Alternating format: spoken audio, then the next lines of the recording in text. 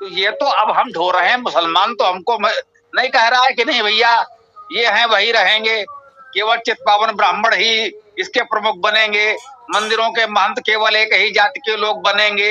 ये मुसलमान तो नहीं तय कर रहे हैं ना, ये हम ही लोग तय कर रहे हैं। स्त्री शूद्रो नाधीताम का नियम मुसलमानों ने तो नहीं बनाया, ये तो मुसलमानों के आने के बहुत पहले की पुस्तकों में भी लिखा हुआ लोग दिखा रहे हैं। जो हमारा प्रतिपक्षी पौराणिक वर्ग, परंपरावादी, रूढ़वादी वर्ग है, जिसे भी हम लोग जो कुछ कहते हो, तो ये सब बातें बहुत पहले से दिखा रहे हैं, हो भी रहा है। ठीक है, ये सब मुसलमानों के आगमन और ये सब लगभग आसपास कहा जा सकता है। ये लगता है कि थोड़ा पहले से धीरे धीरे ये सब होने लगा और उससे उनको सुविधा भी हुई, इतिहास मानता भी है। आज का बांग्लादेश बनाया किसने? आज का बांग्लादेश किसकी देन है? क्या ये जिन्ना की देन है या मुजीबुर रहमान की देन है? जी नहीं। आज का बांग्लादेश काली चंद राय अर्थात काला पहाड़ की देन है।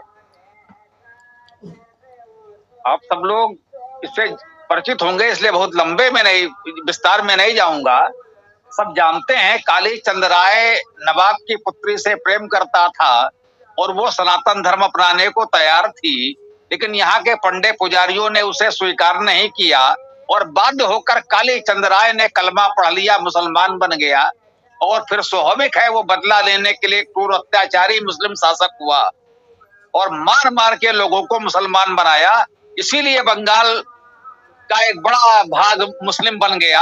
आज जो वहां मुसलमान हैं, ऐसा नहीं है। जब उसने तलवार उठाई तो दलित ब्राह्मण सब उसके लपेट में आए होंगे, इसमें कोई संदेह नहीं है।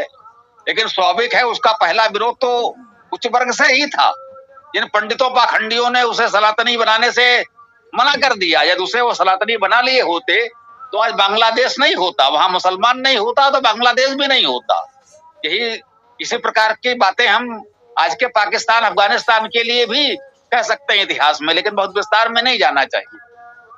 ये देखना है कि हमारी ही इन सब भूलों के कारण ये परिस्थितियां बनी हैं।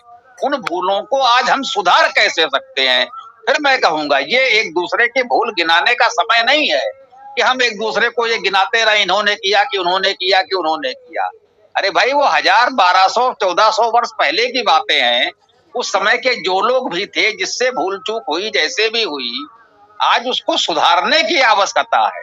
आज भी हम लोगों तक वेद नहीं पहुंचाना चाहते। ये तथाकथित हिंदूवादी संगठन आज भी किसी न किसी बहाने आप लोग जा रहे हैं, उनके बीच बात कर रहे हैं वेद की। वो क्या कह रहे हैं अभी? अरे भाई एकदम से तो नहीं हो जाएगा, किसी न किसी बहाने उन्हें टालना है। अरे भाई तो कब होगा? अभी नहीं होगा तो कब होगा, कैसे होगा, कुछ तो बताओगे?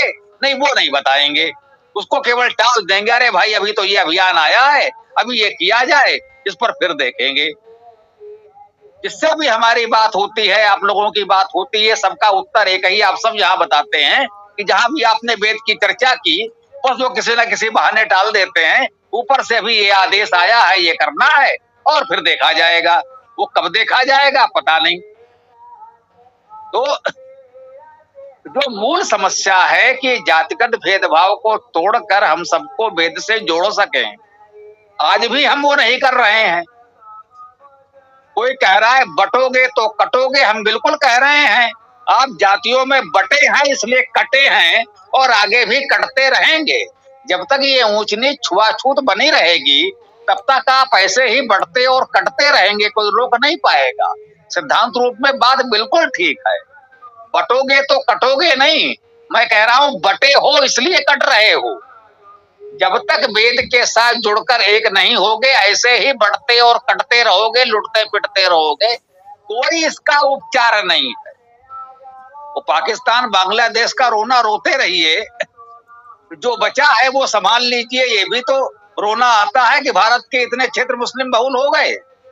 कोलकाता से बांग्लादेश की सीमा तक लगभग 80 किलोमीटर का क्षेत्र बता रहे हैं कि जो मुख्य राजमार्ग है दोनों ओर मुस्लिम बस्तियां ही प्रमुखता से हैं। ये कहां से आ गई? अब आप किसी एक व्यक्ति, एक दल, एक नेता को कोसते रहिए केवल चुनावी लाभ के लिए, उससे लाभ नहीं होगा। ये 2-4 दिन में नहीं बनी, ये शताब्दियों में स्थितियां बिगड़ी हैं। कैसे बिगड़ी है? वो कालीचंद राय जैसे प्रकरणों से बिगड़ी।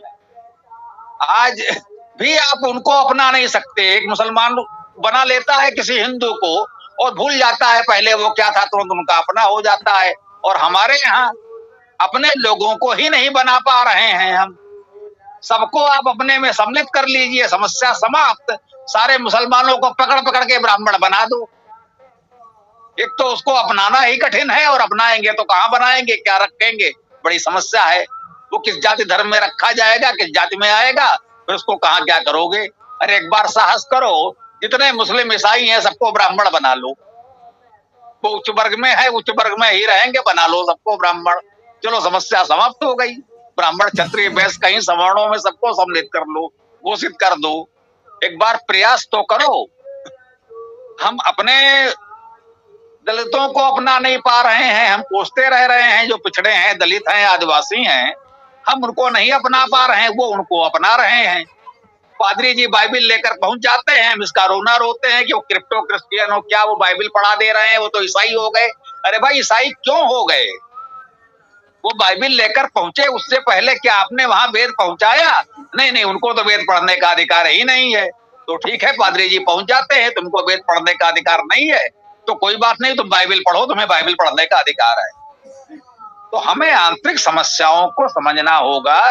जब तक हम अंदर की अपनी दुर्बलताएं दूर नहीं करेंगे, तब तक दूसरों को कोसने से नहीं होगा। हम अपना घर ठीक नहीं कर पा रहे हैं और हम दोष दे रहे हैं कि हाँ भाई चोर उचक्के कुत्ते घर में घुस आते हैं, तो भैया अपने दीवारें दरवाजे ठीक कर लो, तो वो नहीं घुस पाएंगे। इसकी व्यवस्था हमें बनानी होगी। इसका एक ही समाधान है, वो जो दयानंद जी ने बताया, जो स्वामी श्रद्धानंद जी ने चलाया, शुद्धिकरण।